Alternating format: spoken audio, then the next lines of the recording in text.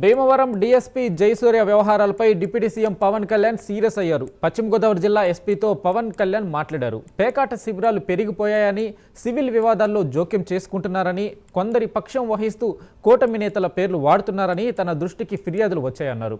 DSP వ్యవహార శైలిపై నివేదిక పంపించాలని పవన్ ఆదేశించారు.